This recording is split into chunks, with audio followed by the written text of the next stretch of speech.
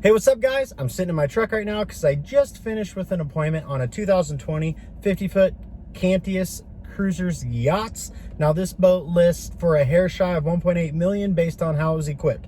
This was a brokerage deal that I set up with a dealership, although the boat was brand new, with one of my great long-term customers. So to set this up, they had one of the salespeople from that dealership open up the boat for us so we could get in there. Now, I've spent roughly 2 weeks, reviewing specs and details and everything you can, which, as salesperson we should all do, salespeople we should all do, before showing a boat that's for sale. I mean, I don't care how much it is. The process should be the same. The dollar range should never affect the sales process, but I got to tell you what happened. The salesperson got a little too comfortable with us. And now this is a person that had been selling boats, or allegedly selling boats, for quite a while, and they completely lost control and awareness by questioning my customer's excitement. So what does that mean exactly? And why don't I ever want that to happen to you? So think about it. These specific customers, now, they've been my customers for 20 years. Now, this is a family member. It's actually the father. And we're looking at a boat. He's retiring, buying a monster boat here, obviously, that him and his wife feel comfortable on, because his wife's not really a boater. So if we can get all the comforts of home into the boat, out on the water, then it's going to make sense for him. So after a lot of research and deliberation, that's how we landed on a 50 Cantius. So I jump through hoops. I get the appointment set. I'm showing the boat. That marina had the dedicated salesperson that was simply there to open the boat for us, just to unlock the doors. That's it. So she would jump in on occasion, which is fine, but she didn't know how to work the boat, which I don't get, because when you're showing a boat that you have for sale, by God, you should know how to work it. You should know how to open up the top. You should know the width. You should know what motors it has, what horsepower it is. Does that customer care? Some will. These customers didn't, but you need to know so that you can educate your customer to build credibility. Maybe not credibility with yourself, but credibility for that boat for your customer, to create that comfort for your customer so that they know what they're getting and they know that you know what you're talking about.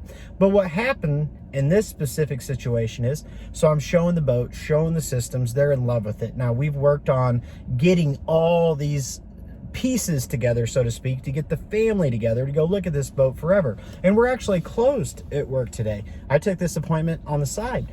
So today's the day it could happen. Wife let me out of the house, went there, showed the boat. They loved it. Right at the end, as we're shutting down the boat, the other salesperson must have got a little too comfortable from like a friend standpoint, because they weren't there to show the boat whatsoever. And she made the mistake of saying, hey, on your way out, you should look at the 42 Cantius. You should look at the 42 Cantius on the way out. Why would you do that? Why? It makes no sense whatsoever.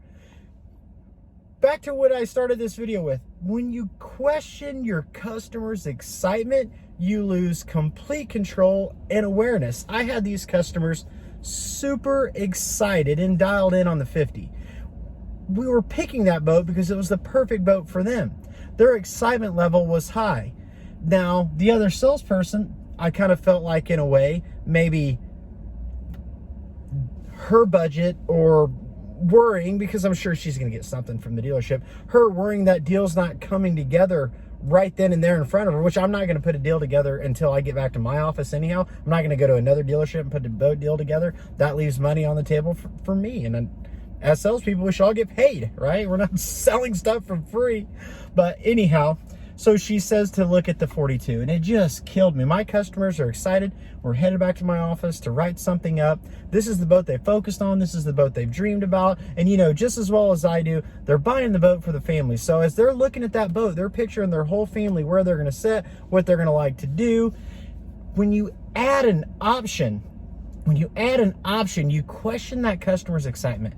They're excited to make a commitment on that specific boat that day. So by adding something else, now they're thinking, well, maybe I should look at something else, because maybe that would be a better boat for me, or maybe there's something about it I would like better. Either way, you're trying to get your customer flip your funnel upside down to the end, right? That's where the sale happens, the top of the pyramid, the bottom of the funnel. I don't give a shit what you call it. That's what you're trying to do. And I had my customers there, just sitting there ready to go.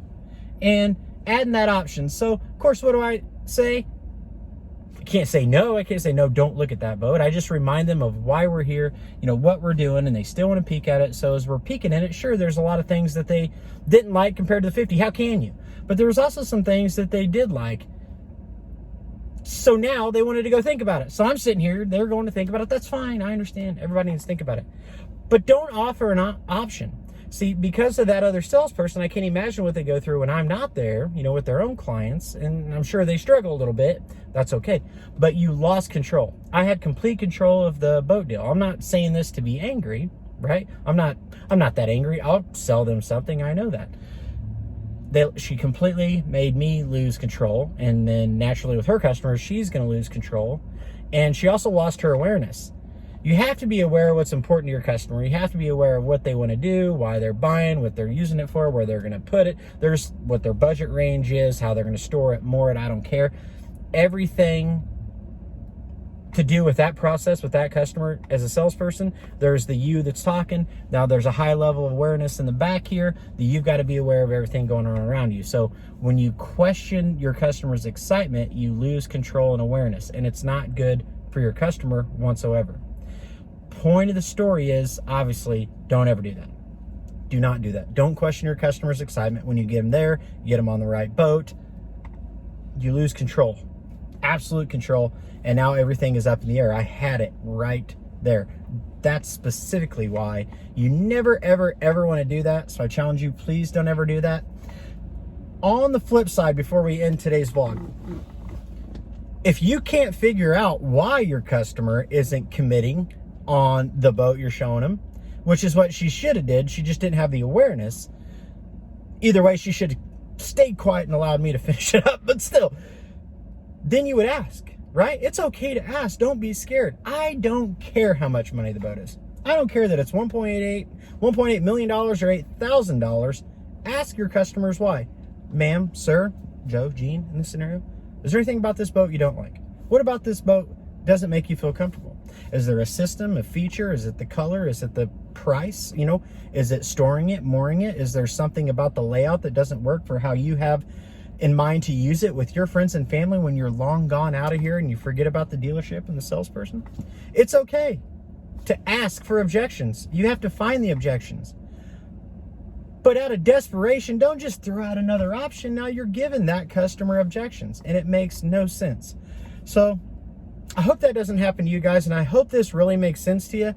We're going to do vlog posts, just kind of staying on the topic of control with your customer for the next couple weeks, then we'll switch topics. We're going to do some videos on our whole process.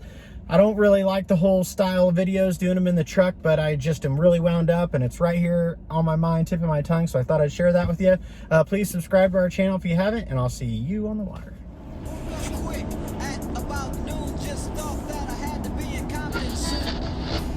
Just a good old boy.